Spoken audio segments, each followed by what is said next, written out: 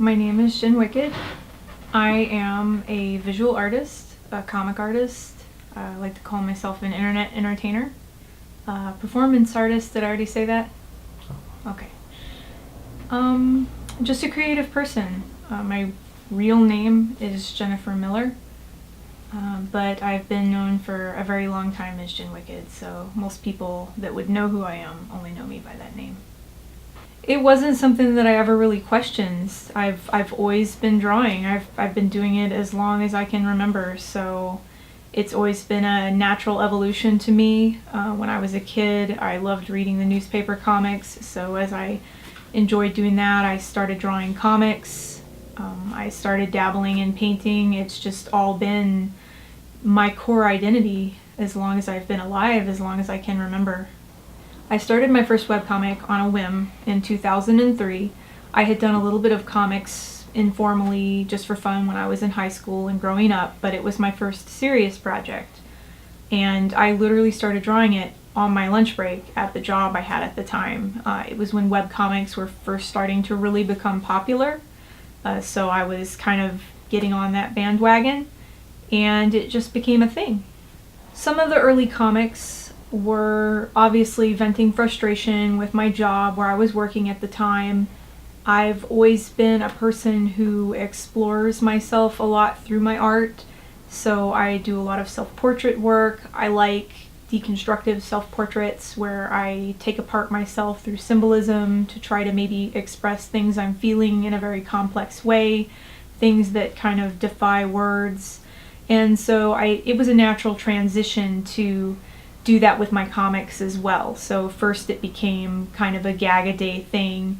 Over time it evolved into my daily life with my pets, expressing feelings for my boyfriend, eventually husband, coping with grief when I lost my pets. It just became another avenue that I used to express myself and say things that I had difficulty saying otherwise. After I'd been doing the strip for a few years, I started struggling with depression, OCD, anxiety started becoming very severe, and when I would miss updates during the run of the comic, I would number the comics in such a way that I always intended to go back and draw those, only I never did. I just became worse and worse, and so it ended in 2008.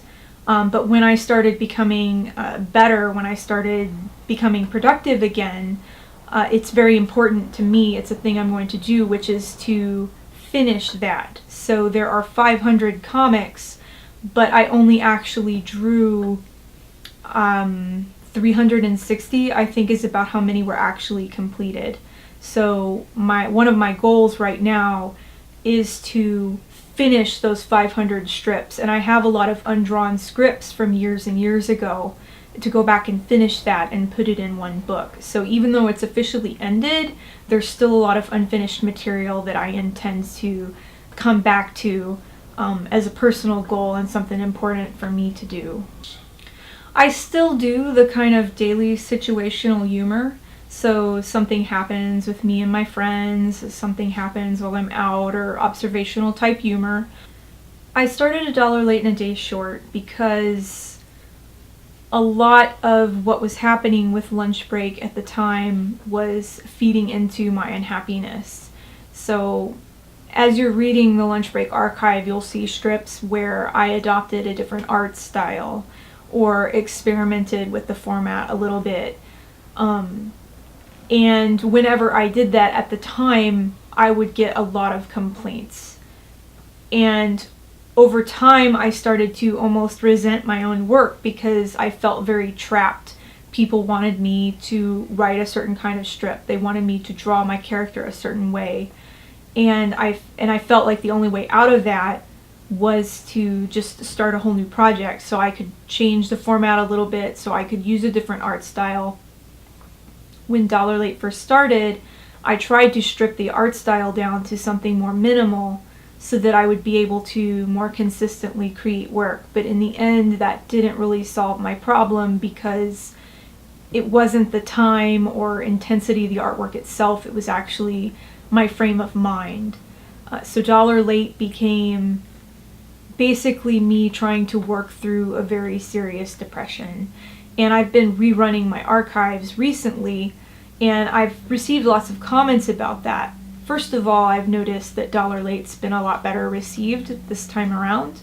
I think people's attitudes have changed. I don't have the baggage of a large audience married to one particular art style that I did back then.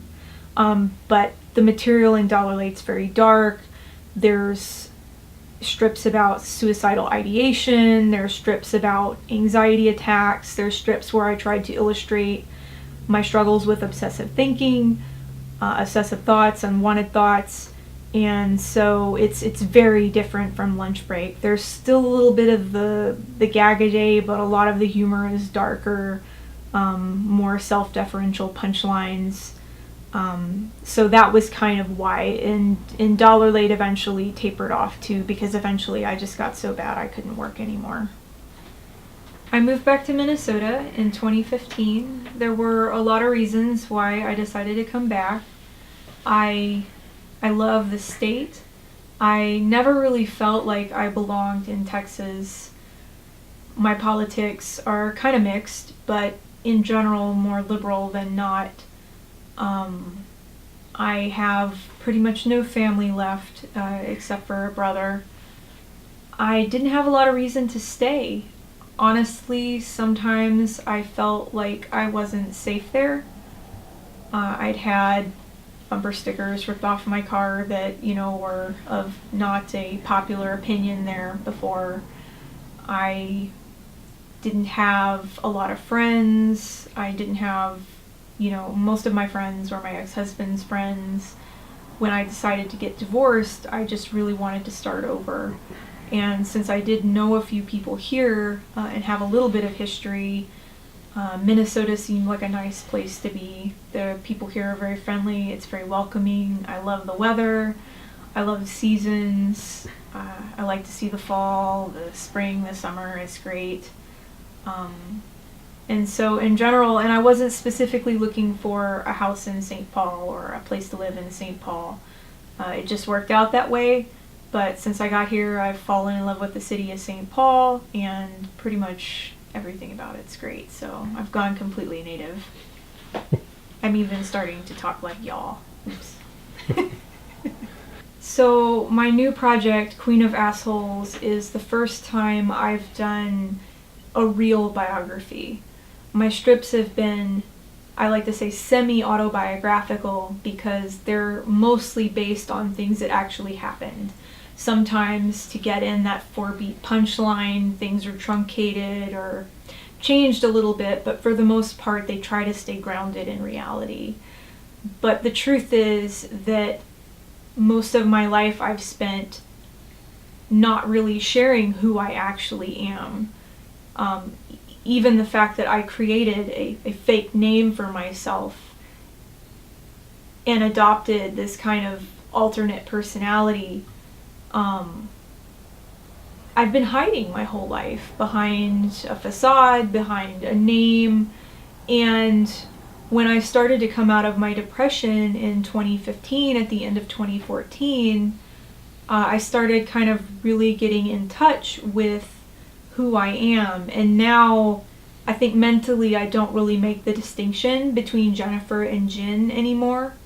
And I have other nicknames people call me, so I have, the name doesn't mean much anymore, the label doesn't mean much.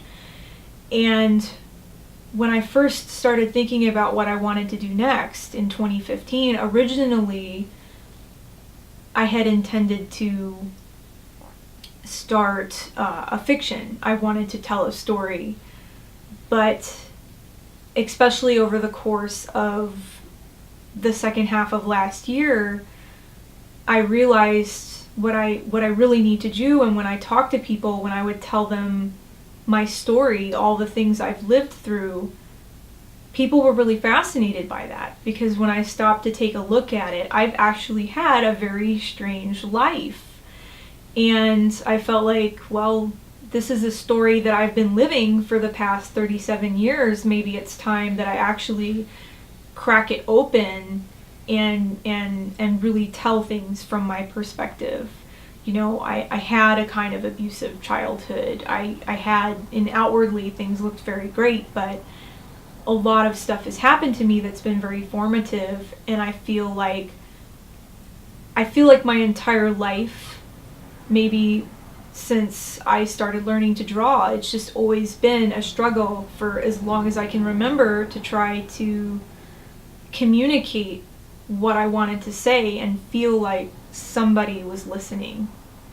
And I guess that's ultimately what I want now, is I want to tell my story and for somebody to listen, for somebody to know how I arrived where I am now, wearing this shirt, sitting in this office in St. Paul, Minnesota, and how I became the way I am, why I wear the hat, why I do this, why I do that. And even recently I had a conversation with someone I met for the first time, and he was asking me a lot of questions like you're asking now, and I was answering them for him, and he looked at me and he said, "Are you gonna put this in a comic?" And I said, "Actually, yes, that's Queen of Assholes. That's my new project, is what I'm working on." And the reason it's called that is because it's about the things I've done, the things I've done wrong, the things people have done wrong to me, and it's about how there are no hard, fast, innocent parties or victims. Entire life is just one person kind of doing wrong to another person, and people making mistakes and just learning and trying to do better. And so a big part of me and breaking out of depression has been self-acceptance and being able to accept the things I've done and forgive myself and forgive other people. So it's kind of just gonna crack everything open. And I really, one thing I think that I have been able to cultivate well is the ability to show emotion through my work. So I'm hoping that I can really put people in my shoes so they can understand all the things I've been feeling and all the things I've struggled through. And I hear from a lot of people, they also identify with my work, so they see themselves in me. And so they know they're not alone, that I've gone through these things. And I think hopefully maybe the fact that I've been able to restart my life, the fact that I've been able to fix things I wasn't happy with, they also would feel inspired that they could too, and maybe get a little encouragement from me in that way. I think finishing Lunch Break, I'm going to put a lot of that observational, situational humor into that, because they were originally meant to be drawn a long time ago. It's going to be stuff that's not time sensitive. You're not going to see an iPhone in a strip that was supposed to be finished in 2005. But Queen of Assholes is about more my personal life and upbringing. So I do think that I still have a place for workplace humor and that kind of gag-a-day stuff, but I'm also trying to create a consistent artistic vision across all of my projects. So I may reference things in my little music videos I make that once you read a certain part of my comic, you may understand why I used a particular image, or why I did my makeup a certain way or wore a certain thing. I'm going to start doing paintings that are kind of snippets of things from my comic. I did a painting with a cat face in it recently. You're going to find out who that cat is, why that cat's there. So I'm also kind of trying to weave all my work together as part of one larger vision. So it's not, here's Lunch Break, here's this, here's that. You may see things happen in Queen of Assholes that were referenced in Lunch Break, but when you get the more intimate personal perspective in a much more serious and biographical way, you're going to kind of find out the other part of the story. I was drawn recently to thoughts looking at the archive of Dollar Late, which, like I said, it is me trying to be productive through depression. And it shows very much. And I'm reading these strips now with a very different perspective because I'm not in the thick of it anymore.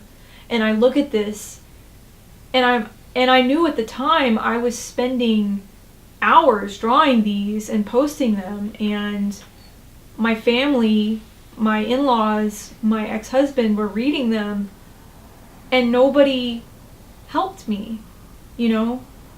Nobody said, hey, why are you drawing comics about thinking about killing yourself? Nobody had that conversation with me. Nobody reached out to me. There were a few readers that emailed me, are you okay? If you read the archives of my comics, you'll actually find that my family is not much of a presence in them at all. That was mainly, my philosophy has always been, if you meet me, you know the nature of my work, you know what I do.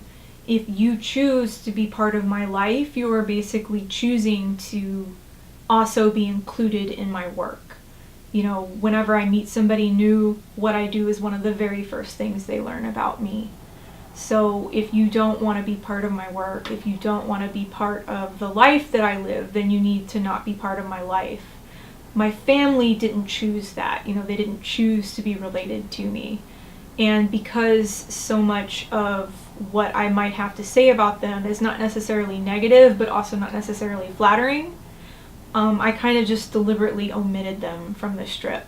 So you see my friends that knew that they might show up in a comic, and in some cases I do ask permission first.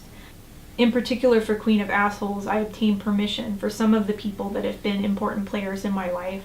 Others, I will not include their face or their real names. But, it's my story, and I lived it, and I get to tell it. And another reason why I feel now is the right time for this. In the past, I have bit my tongue or not shared a lot of what I lived through in my early life because my parents were still around. My parents are both deceased now, so they're not around to be hurt or feel betrayed or anything else by what I might have to say. So I feel now a little more freer to tell my actual story. I stopped doing conventions in 2007. I lived in Houston. While I was active the first time, I did conventions in Houston and Dallas. And then eventually, when the depression became bad, I stopped going to shows. I weighed about what I weigh now, but I was ashamed to be seen in public. I felt I was ugly and fat and didn't want anyone to see me. So that was the main reason I quit doing shows, was just couldn't stand to be photographed, didn't want my face on camera, on video. When I started getting better in 2015, I went and did my first show. That was Staple in Austin in March of 2015, I believe. I had nothing but a box of Sharpies and pencils and a sketch pad. And my friend Josh Lesnick and David McGuire had a table there. They kind of scooted over and made a little space for me, and I sat there and just did free sketches for them.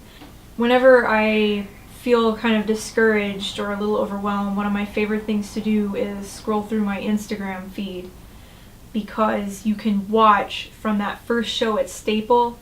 The next show I did, I came up here in 2015, I did the MCBA Spring Con show, and then I went back to Texas and I moved up here 3 months later. For that show, I had my very first mini comic I had ever assembled. My friend Mark helped me with it, went down to FedEx, had him printed, picked up the box.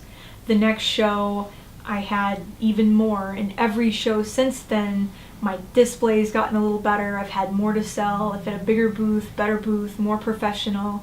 And I love kind of going through and seeing how far I've come even in just the last 2 years. Up here, the atmosphere, especially for the MCBA shows, which are my favorite shows to do, it's the same, a lot of the same people every time. So I've expanded my social network through there. I've made a lot of new friends.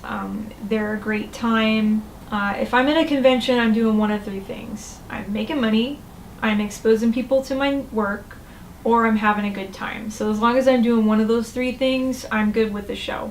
So I love to dance. I take my little music and I dance with my friends. I dance with strangers. We take pictures. I get to see, we trade books with other artists, read each other's work. So it's a very kind of welcoming, a great environment.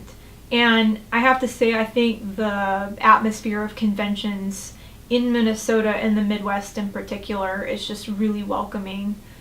So that's what keeps me coming back, because I don't always make a lot of money at the shows. Sometimes more than others, but I almost always have a great time. If I wasn't doing art, I don't know what I would be doing. That's everything I am. I do it because I love it, because it's all I know. It's who I am. I always tell new people, you want to take a look at my work. If you don't like my work, you don't like me. Fish are gonna swim. Jen is gonna art.